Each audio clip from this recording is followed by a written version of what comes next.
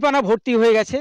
ফলে এই ইছামতি নদীতে একসময় যারা মাছ ধরে জীবিকা নির্বাহ করতেন তারা আজ সেই মাছ ধরা থেকে বঞ্চিত হয়েছে।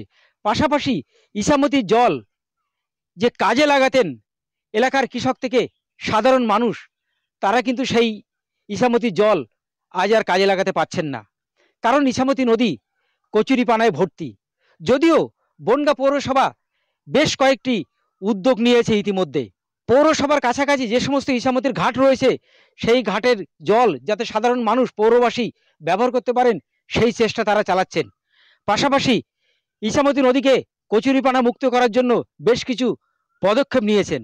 বনগাঁর ক্ষেত্রে মাছ দিয়া যদি 5 কিলোমিটার কেটে দেয় তাহলে বনগাঁর নদী সচল থাকলে কচুরিপানাও থাকবে না, আপনার হলো নদীও পরিষ্কার থাকবে, নদী আরও প্রশস্ত হবে।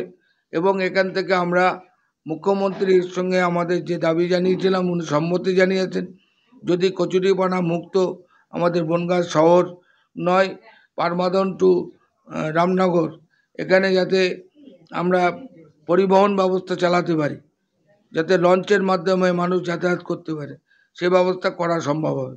এটা ভালোই লাগছে, কেননা এই যে একদম পুরোপুরি ভর্তি ছিল, তার থেকে পৌরসভা এই যে তুলছে তাতে আমাদের চ্যান করতে ভালো লাগছে। বা এই যে ব্রিজ থেকে এই বেশ ভালোই কাজ চলছিল, দুই সাইডের বেশ প্যানাকগুলো তুলছে, এতে আমাদের বেশ ভালোই লাগছে।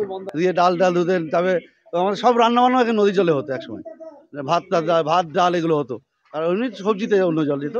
কিন্তু এখানে আমরা যে নদী দেখেছি সেই নদী কিচ্ছু নেই এখন। এটা খালও মানে এটা ড্রেন, বনগাঁ হাই ড্রেন, এটা বনগাঁ হাই ড্রেন।